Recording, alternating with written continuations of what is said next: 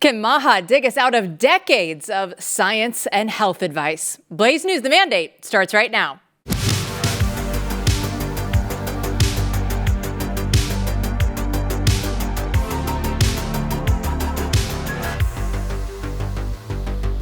Welcome in, everyone. I'm Jill Savage, joined as always by Editor-in-Chief Matthew Peterson. Happy Friday. Happy Friday. We have made it to another Friday. So when we have the Friday shows, we're still doing our summer series where we talk about the founding fathers. But Matt, when I think about the founding fathers, like health and wellness are not usually the top of mind.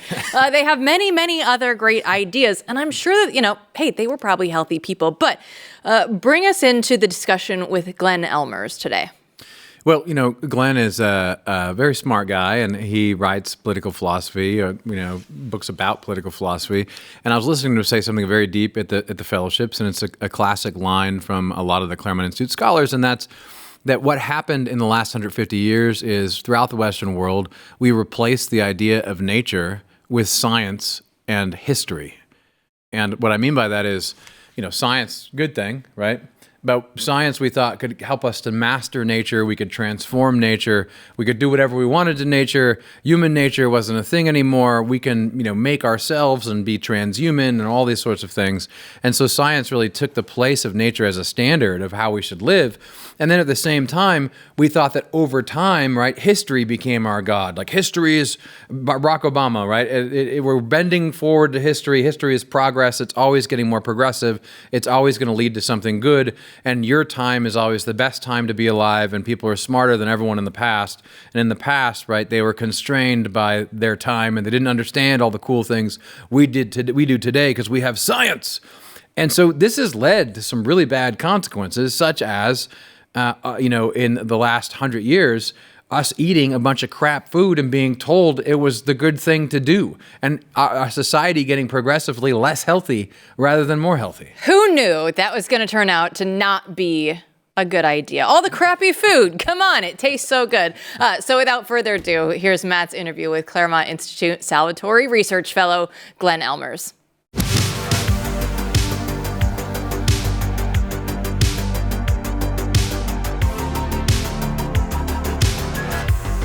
Well, some bourbons are out there chasing trends. Flying Ace chases legacy. It's straight bourbon the way that it was meant to be. It's bold and balanced and unapologetically American. There are no gimmicks or fluff. It's just real whiskey made for people who still believe in hard work, high standards, and doing things the right way. So whether you're winding down after a long day or raising a glass with good company, Flying Ace delivers every time. And it's not about hype.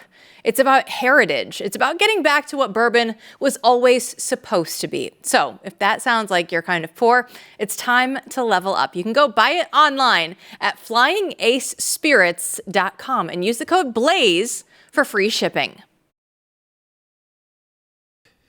Well, it's great to have Glenn Ellmers back on our Founders Friday series. We like to do the deep dives on Friday, Glenn, and it's good that you're here with us once again. Thank you. Thanks for having me. So this week we want to get, down and dirty. We want to get into some deep stuff, but it relates to everything from, the FBI gone wrong to the food pyramid gone wrong. All the details, the things that are in the headlines, the things that people are upset about, the things that so many people in our audience want to see changed. A lot of these things, are all spun out of some very deep changes that happened a long time ago throughout the world. And, for everyone out there, I was at the Claremont Institute Fellowships yet again. They drag me back every time to teach something. But Glenn is teaching a lot in those programs these days. And I heard him say something that brought about this podcast today. And that was, people need to realize that what really changed, 150 years ago, throughout the Western world, was the idea that people used to have of nature, of things having natures, of nature having within itself a kind of order. And whether you believed in God or you weren't very Christian, even secular elites thought there was some order in nature, some kind of ways of life that we should act in a certain way according to our nature, and those were the things were called virtues, and you went against them, that was vice. And that correlated with what religion, what Christianity in particular taught about how people should live and act. But nature, as you said at the fellowships, was replaced with science and history. Science was going to teach us about how the world operated, and it taught us things that were very different than what had been taught for centuries in the past in the West. And so science sort of replaces religion, and then history becomes its own sort of God. And Barack Obama saying, we're on the right side of history. History is something that moves forward and progresses of its own accord, and we need to go in line with it. Or Woodrow Wilson, our first PhD president, God help us, saying that the president should interpret history. The movement of history, over time is something the president was the interpreter of, and helping to move the nation forward. We are all going to progress according to this God of history with the help of science. So science and the movement of history replace the idea of nature. And this is a Claremont teaching for many decades, and it really has led to a lot of disastrous consequences. It sure has. And Matt, we can't get too deep into a political philosophy seminar here. We only have the fellows for a week. I've only got you for half an hour. But just to round this out a little bit, in America, it goes back about 100 years or so. But the American importation of those ideas from Europe is the sort of the latest chapter in a story that goes back even farther. And you could say it starts with the scientific revolution, right, in the 1500s, 1600s, when you have the discovery of calculus and tremendous advances in physics and chemistry and optics and anatomy and medicine. And people got the idea into their head that as we discover the laws of mathematics and the laws of nature and the laws of physics and of chemistry, we can conquer nature, we can master it, we can make nature bend to our will. And therefore, nature as a way of as supplying a standard for human life, as limits on human life, it was thought that could be dispensed with. If we can master the laws of nature and conquer nature and make it conform to our will, then we're no longer limited by nature. And that's part of the important story, because nature had supplied a standard both for virtue and for human happiness and for human flourishing and for the structure of the political community, right? Political societies were thought to foster human flourishing and human happiness, and they functioned and were decent insofar as they were in accord with human nature. And when that idea of nature goes out with the sense that science and technology allow us to conquer nature, make it conform to our will, then science becomes the only legitimate form of knowledge. And you see that, in for example, Anthony Fauci, who says, I represent science. And this idea that the scientific experts can overrule the consent of the people because their expertise is the only legitimate form of knowledge. So it's a very fundamental challenge to the founders' idea of natural rights and equal natural rights and equality under the law and the consent of the governed. And then along with that, as you mentioned, since science and since science and technology are always progressing, people got it into their heads that since our technology is better than people in the past, our moral insights must be better, right? We must be morally and politically wiser than the people in the past. And therefore the idea came that, well, Plato and Aristotle might have known something, Thomas Jefferson and James Madison might have known something, but that was relative to their time. And we live in different times. And so the truth and ideas of justice and right and wrong will be different for us. And these are very pernicious ideas, as you said.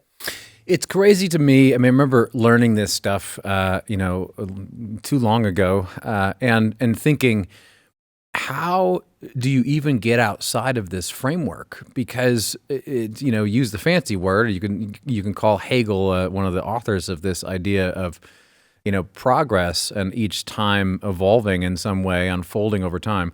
You call it Hegelianism or whatever you want to call it. But this idea that the ideas of the past, from the Bible to Plato and Aristotle to Machiavelli even, they're all time-bound. You can only study them historically. None of that stuff matters now. Or like Carl Becker, the historian that Harry Jaffa found, who wrote a book about the Declaration of Independence in the 1920s. He represented American progressive thought when he said it didn't matter whether the truths of the Declaration were true or not, whether it was actually self-evident that all men are created equal in some way, politically equal or equal as human beings. Didn't matter whether that was true or not. Truth and falsity don't really matter because this just changes over time.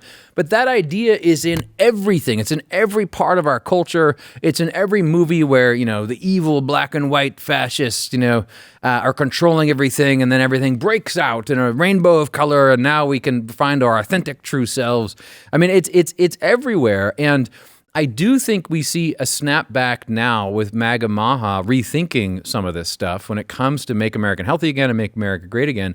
And I know you've been thinking about this because, certainly there's always been conservative people, traditionally religious people who know, no, this is ridiculous. There's some things that your grandmother taught you that don't change over time because you're a human being. There's some truths that, stand the test of time. There's always been people who, pass down, like our teachers, the great books and read them and say, no, there's still a lot of truth here. And if we heed this wisdom, we might avoid some of the problems today. But tell me a little bit about what you see in this new movement that sort of is striking against this idea.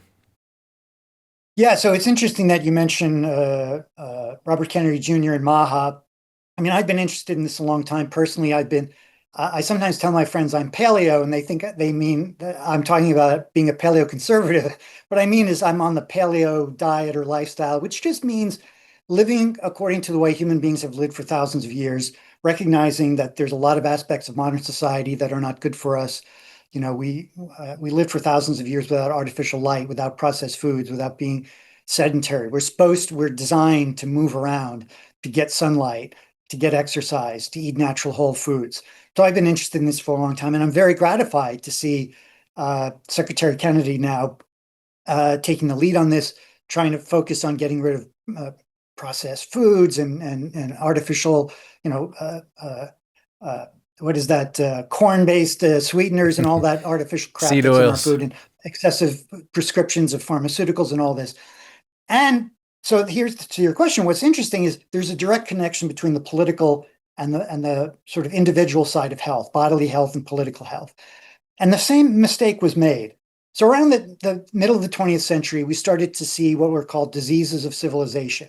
People were getting obese. People were being too sedentary. People were spending too much time inside. They weren't getting exercise. And they were eating a lot of processed, artificially prepared foods.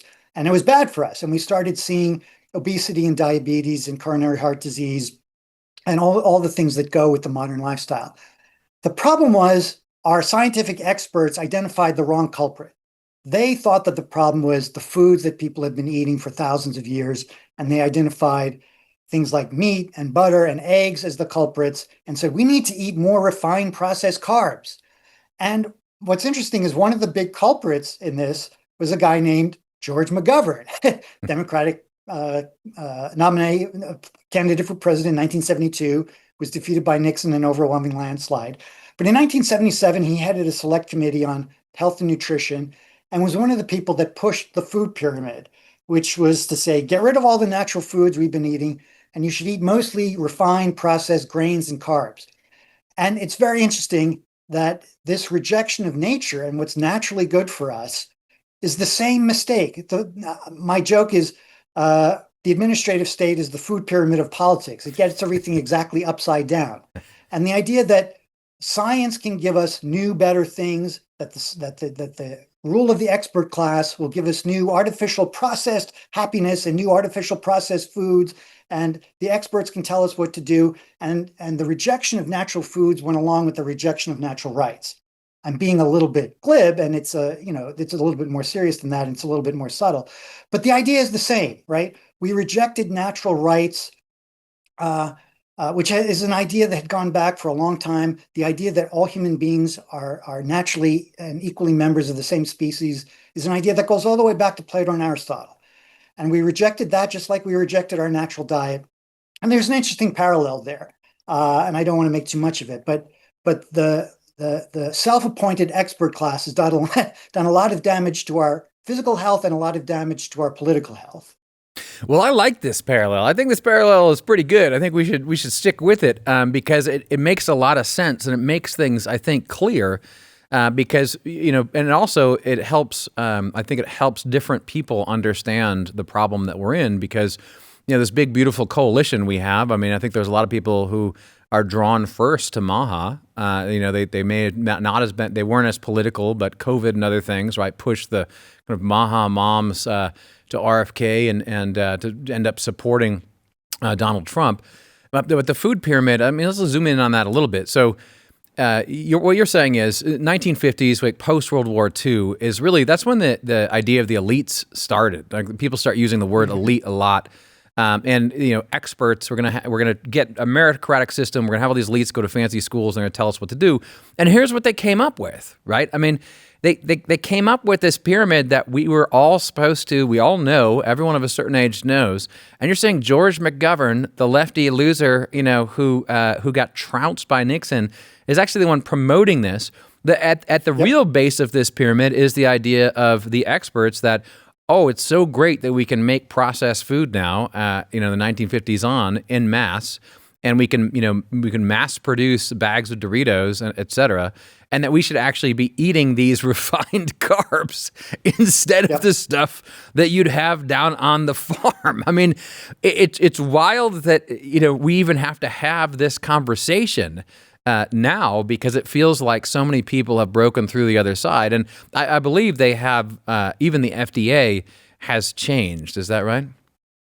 Yeah, they've moved to something called the food plate, which is a little bit less egregious than this. It doesn't emphasize processed carbs quite as much. It's a little bit better, but it still hasn't fixed the problem.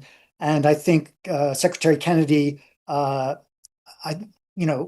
come up with something soon, I hope, to completely get rid of the food plate as well as the food pyramid, and push the idea that natural foods that we've been eating for thousands of years should be the central focus.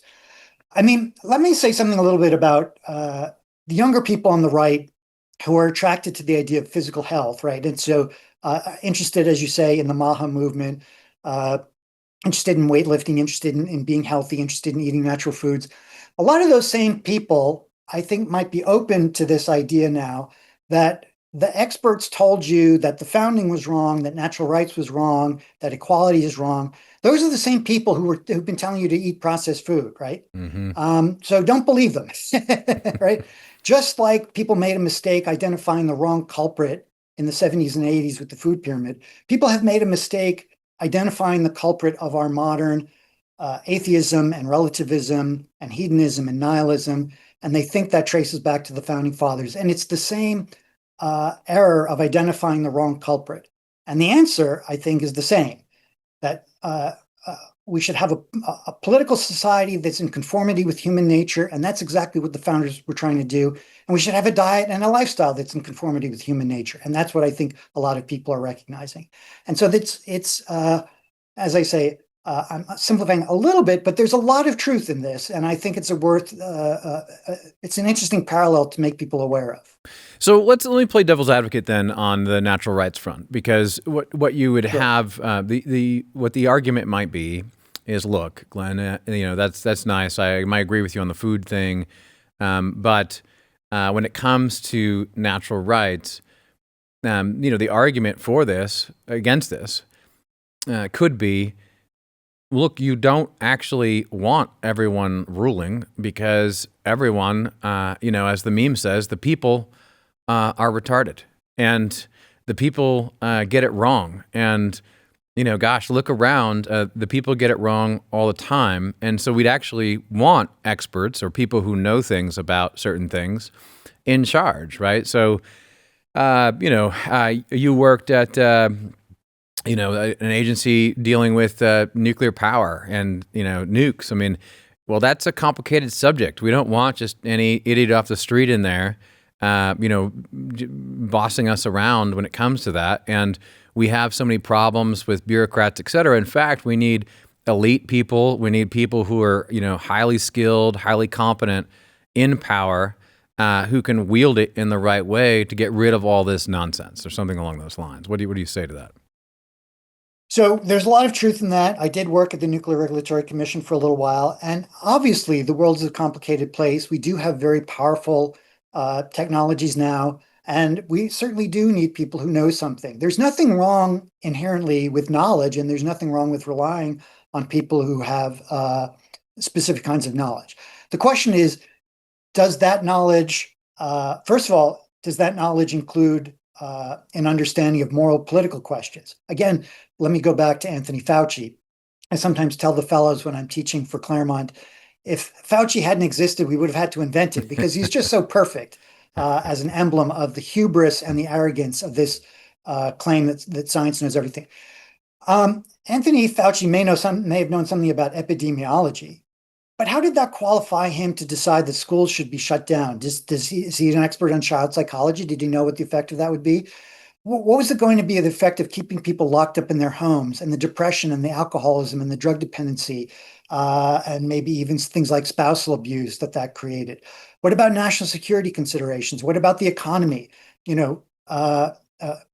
Prosperity is an important part of human health, right? What about the fear that was created of people having social interactions? I mean, all sorts of deep moral political questions that touch on economics and our spiritual health and our national security. Fauci wasn't an expert on any of that. Weighing those things, considering public health in light of all kinds of other considerations, is something that a free people does for itself. That's the point of the constitutionalism the founders created. We, the people, make the decision of how to weigh these different things through our public deliberation and through our consent. And it's when the scientists presume that they know everything and can overrule consent and trump all these other considerations, and that they decide how to balance all of these different things that go into deciding how to create a just, happy, prosperous, socially engaged society. Scientists don't get to make those decisions on their own, and that's where the mistake comes in. It's striking as you're talking. It reminds me, in a way, people understand this. Americans understand this when they take it for granted when they think about the president's authority over the military. We've had some presidents who were military leaders, a few notable ones, but it's always a civilian office that's in charge of this expert class who play a very vital role in keeping everyone safe. But we understand as Americans that we ultimately want that power to be placed in the president, who is elected by the people. But so there is, I mean, this idea is here. It's in the American heart, I think, and in the populism of MAHA to move back. But there's a lot out there that counters the idea of natural rights today. And so let me throw something else at you. A lot of people also would say, look, the old idea of nature, Glenn, was replaced. Science was a good thing and taught us a lot. And so, these old ideas that people have about human nature really have been supplanted. And then they get into some very naughty territory, right? And they start saying, like, you can only whisper it now, but they say things like, well, we can in fact perfect human nature through a form of eugenics. And a light form of that is practice every day when people choose, they select, who they want to mate with. That happens all the time. And you're like, oh, that family is more beautiful, right? Or that family is really smart. It'd be great if you married someone from there, right? I mean, and you get people who are more involved in the science of genetics and so forth. And there really is you can call it transhumanism, right? You can call it whatever you want, but a desire to sort of perfect human nature, through genetics and other means. And they would say, well, the old view of human nature is completely out to lunch. Like, why should we respect any of these boundaries in the past when we have the opportunity to engineer ourselves and perfect ourselves? And that idea is certainly out there on right and left. And it stands contrary to the idea of natural rights. Right. That's a difficult question. I look at it this way. So, I have friends on the right who try to eat healthy, get out, exercise, work out, get sunshine, run around in the grass barefoot. And then, I know a lot of friends who are deeply unhappy on all kinds of prescribed medication, not physically fit, and they think that science can solve their problems, right? I mean, look, put it this way.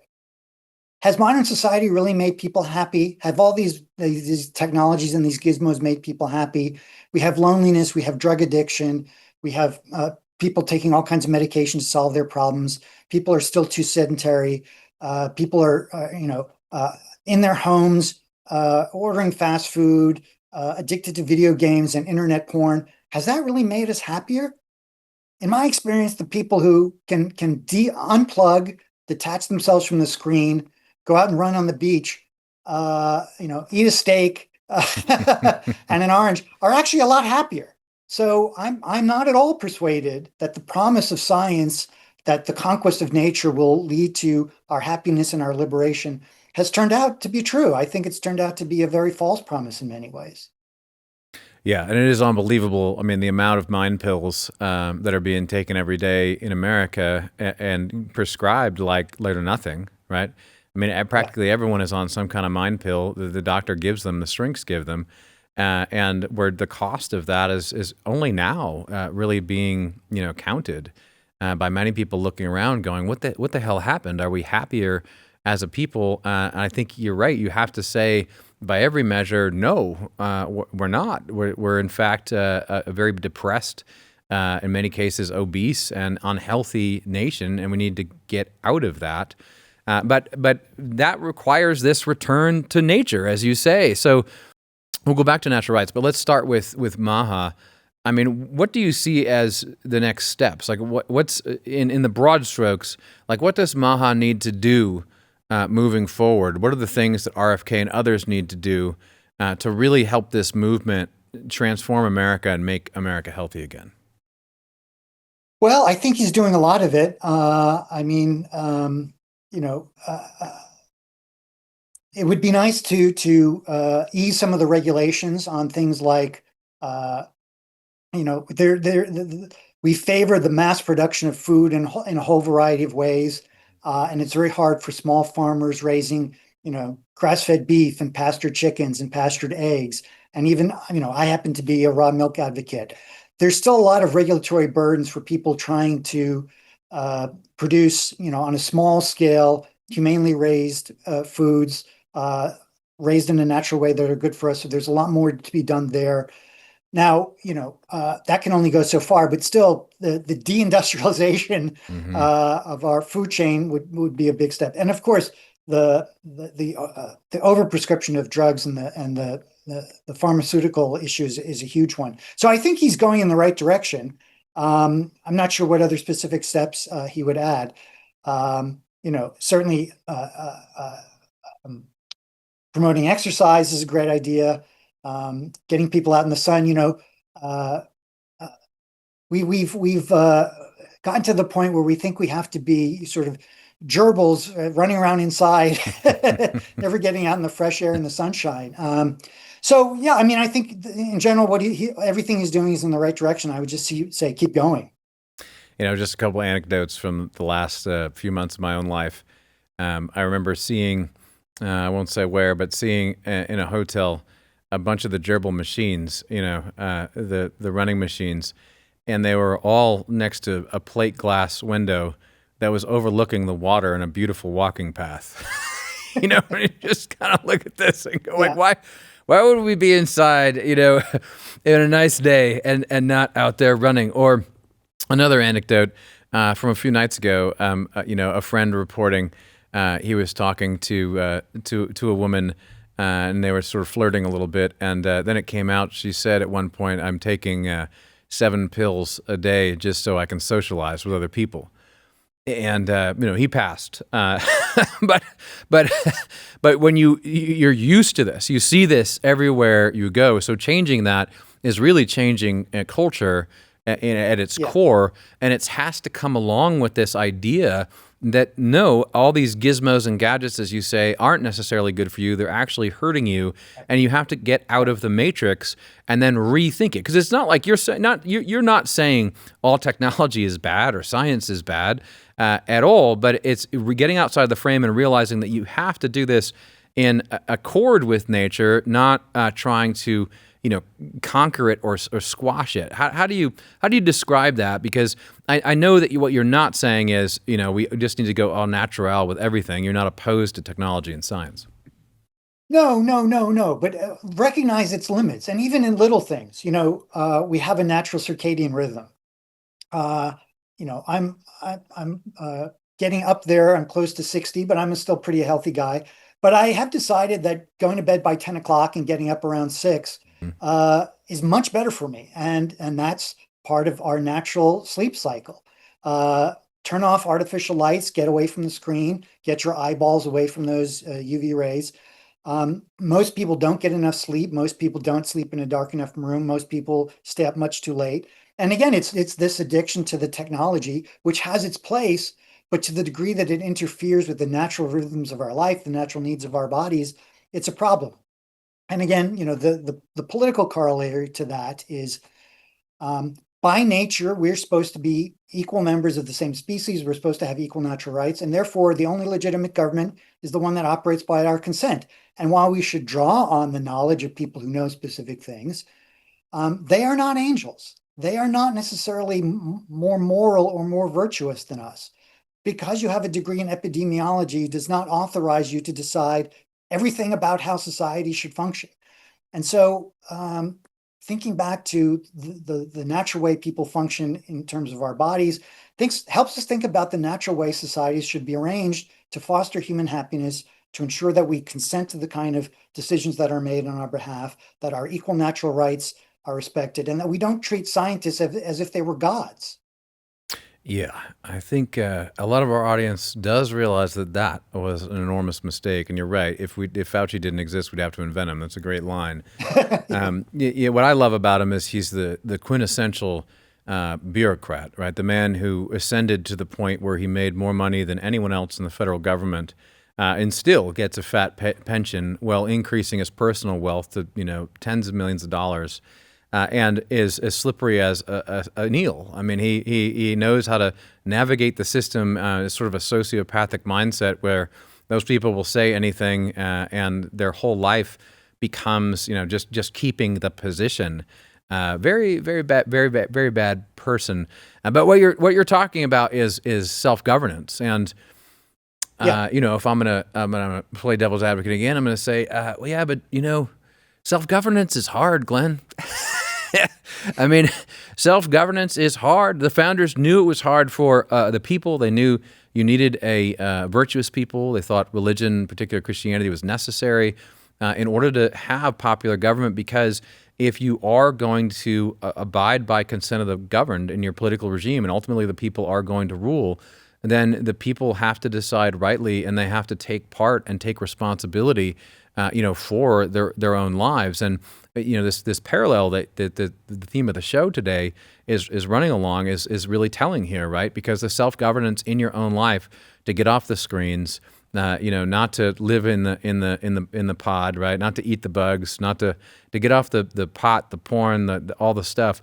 You have to take ownership of yourself and govern yourself, and that is a difficult thing, especially when the entire system seems almost designed to enslave you. That's exactly right. The founders did think that this experiment in self-government was going to be difficult, and it was an experiment. And they did expect a very high bar of what it was going to take for citizens to make this work. Free, independent, assertive citizens who understood where their rights came from, were willing to defend those rights, who had a certain degree of autonomy, being able to support themselves and their families, so a certain amount of economic independence, not being slaves to the opinions of others, a kind of intellectual freedom and independence, and certainly a degree of physical robustness and health. I mean, to the degree that we're dependent on big corporations, that we're dependent on social media, that we're dependent on drugs, that we're dependent on all these things, makes us slavish, right? And that kind of dependency is bad for self-government. And it gets in the way of the independence and the autonomy and the spirited assertiveness that the founders thought was necessary to make self-government work. Yeah. So, I mean, and when you think about the way in which they understood freedom, you in a way you can only be free if you have the sort of habits we're talking about, both of governing yourself and your political community as a citizen, and being an active part of a civic part of an active part of civic life, and then also governing yourself in your individual life. That then gives you the freedom. I mean, it's as simple as, right, if you become too obese and sick, you can't walk anywhere. It becomes hard to move. I believe it's your line. You become a much more useful person the more in shape you are. You can do more, but you're developing real freedom because you have the freedom to go out and have that adventure, the freedom to move about the cabin and to take on all kinds of different human tasks when you are governing yourself and not enslaved to the screen and everything else trying to grab your mind share. And this is something that I think is more important than most other things people on the right jabber about. How do we inculcate that in people now with the right sort of habits? So we should end by going through some of the simple ways, both in civic life and in individual life, that people can start to sort of maintain, to develop this sort of freedom. And we need to be pushing that sort of content. I think people are very interested in, at The Blaze, our lifestyle section with Align and Matt Himes and others writing. We've written about a lot of this stuff, like raw milk, for instance. Tons of comments. Some people still don't realize they think raw milk is poison and going to kill everyone. Oh my gosh, you better stop doing that. You're giving your kids raw milk. Oh, we published some articles about how no, this is actually ridiculous. It's fine, but that's one example. There's a ton of kind of starting points because you got to start somewhere. Right. By the way, if unpasteurized milk and meat and animal fat were toxic for humans, the species would have been eliminated many, many thousands of years ago, right? Mm-hmm. I mean, the idea that because we invented pasteurization 100 years ago, that's the only possible way humans could drink milk is ridiculous. So yeah, a couple specific tips, unplug, get off your screens. This has both physical and political and moral and psychological benefits, right? Having our eyeballs affixed to screens all the time, it screws up your brain. It makes you too dependent on what other people think. It's too responsive to clickbait. Get away, think for yourself, free your eyes, free your eyeballs away from the screen, read an actual book. And this has both a physical and a spiritual and a political element. If you get off the screen, it encourages you to do something else, right? Get outside, go run, go talk to people, go to a coffee shop, get some exercise. And then, think for yourself. Don't be such a slave to what's on the screen. Go to bed at a decent hour. Again, get off the computer and the video games and all that. Give your body what it needs, right? By going to sleep in a dark room at a decent hour. Get exercise. Just feeling physically fit and feeling healthy will make you a stronger and more confident person and less likely to be a slave to what experts tell you to do. So there's a whole variety of things we can do about making ourselves healthier, physically, spiritually, politically, and morally. Yeah, and on the civic side, what do you advise people to do? I mean, there's a sort of a duty that people should have to start acting like citizens, where being an American citizen isn't just a benefits card. Of course, voting is important, but I suppose also in finding real ways to inform oneself about what's going on. Baby steps to civic involvement, I think, are still needed because a lot of people are stuck in a rut there. All they know is, I watch, Fox News, or God forbid, I hope you're watching The Blaze instead. But you're watching, the cables, and then, you vote in the national election, and that's about it. Yeah, so this is another where technology and politics intersect to produce bad outcomes. So I won't name it, but I lived in a very red area of the country, not too far from DC, and I found it hardcore MAGA country, but I found it very depressing. People were physically out of shape, but they also, they didn't even get out of their cars to order their big frappuccinos at Starbucks. Neighbors did not interact very much. People go to big malls, but the downtown area where I was dying. People were not involved in their community. In some places, people still go to church, but I don't think it's as much as it used to be. So people are just missing physical interaction, and that's also a part of civic health and also our psychological health. We need to be around other people, but it's a big thing to try and change Washington. Everyone can just start by changing their community. Go to school board meetings, Find out who the people are in your neighborhood who are involved. Get physically out there and mingle with your with your neighbors. Go to a school board meeting. Go to a city council meeting. Go to downtown and just support the small businesses that are still there. These physical acts of getting out of your car and getting out of your home, getting away from the screen, also have civic aspects of getting to know your neighbors, getting more involved in your community, and that's where real change can happen on the local level. Yeah, I would encourage everyone out there. I mean, the thing to realize is that there are people, whether you're young, whether you're old, there are people out there like you who want to live a different way, who really are looking for a kind of civic or group or communal interaction out there, and you can find them. Like, you have to do some work to find them, but you will. And I will say, in local politics, there's really something for everybody. I mean, it depends on what your interests are, and if you have kids in school, then school board meeting is something that you have an interest in, right? If there's a certain issue that bothers you, the city council talks about, I mean, that should propel you. You can talk. You'll find other people who care about the same issue, and that sort of involvement, I've found, is gratifying. It's the kind of thing that really gives back to you, helps build you as a person, and there's a variety of ways to do that. Whether it's just, like you said, going to the coffee shop and finding a book reading group or something like that. That's civic life. I mean, that's Tocqueville. That's America. Yeah. And that's again, helping building America too. The civic, yeah, absolutely. Combine the civic and the physical. I mean, a lot of people don't like to go to a Globo gym and sit on the gerbil treadmill, right? So how about joining a sports league, right? And if there isn't a softball league in your neighborhood, start one, right? Find some team sport to get involved with. That's another way of promoting your physical health and getting to know your neighbors. And doing something that's good for your body and for your soul. So yeah, all of those things that you mentioned too. All right. Well, I'm feeling great. I mean, I feel a little guilty about a little bit of hypocrisy here. I did start this at the break with a very naughty drink that's going to give me cancer. Every time I have a Diet Coke, I think I must be getting fat. I'm getting fatter because that's the only people who have Diet Coke. But I'll excuse my hypocrisy by saying what Trump said.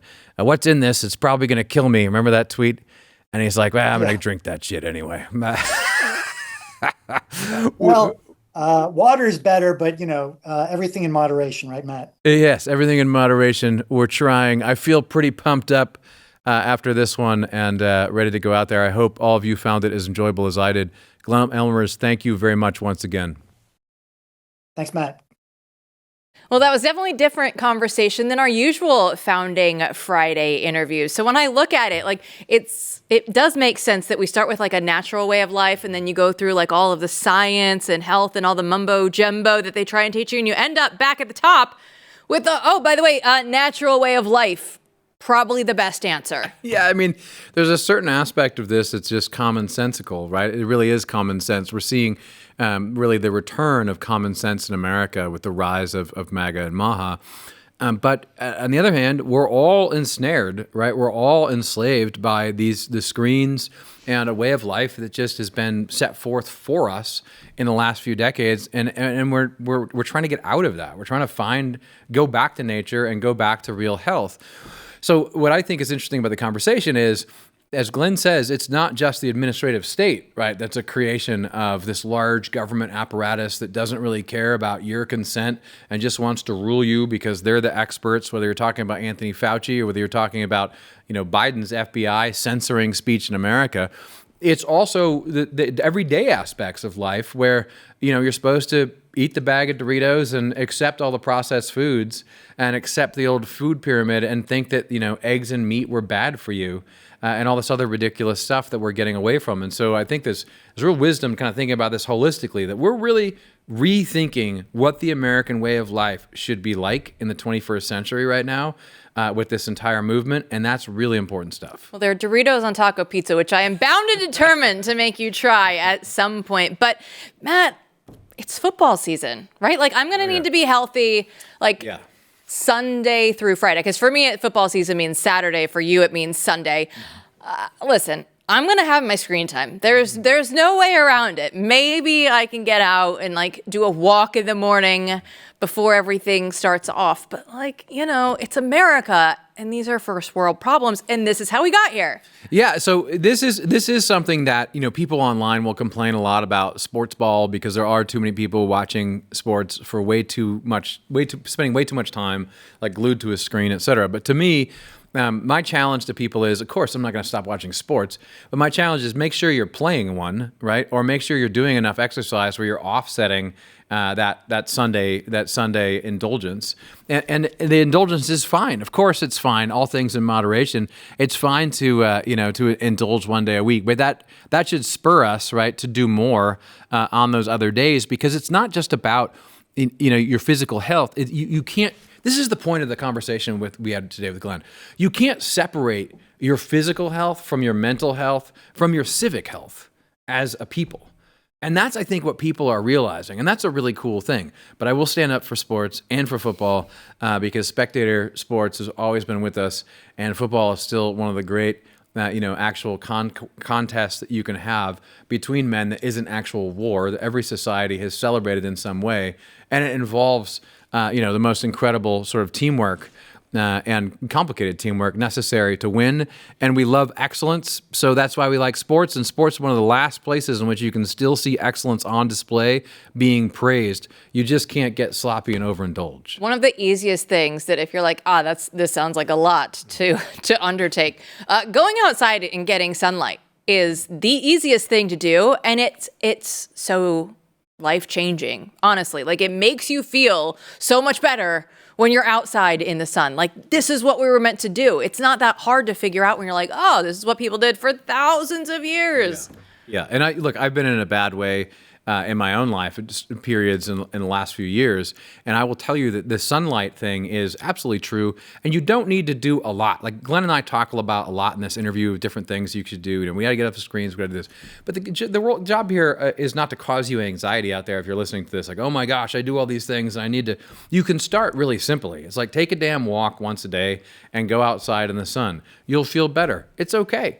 You're going to be great. You're going to like it. You just pick one thing and you start doing that thing, and it helps to unlock the rest of the world. And I just think, so much of our society is constraining us into the screens and the cubicles, and then you go home and we're on this. And this is something that, right, at night, you have to turn off in order to sleep properly. And everyone's realizing that, but it's easy to say and it's hard to do. But that's tied to the civic health of America. We need healthy citizens who are thinking straight. That's not what the government wants. They want you locked in on the screens. They want all the blue light in your eye, and they want you awake all night so you're not productive, and you just do whatever they want. That's why you need to be the counterculture and actually take your health into account. So everybody, thanks for watching. Sleep is totally underrated. It should be sleep is a huge part more highly rated than it is. Get your Frontier magazine, blazunlimited.com. Thanks for watching, everybody. We'll see you back here next week.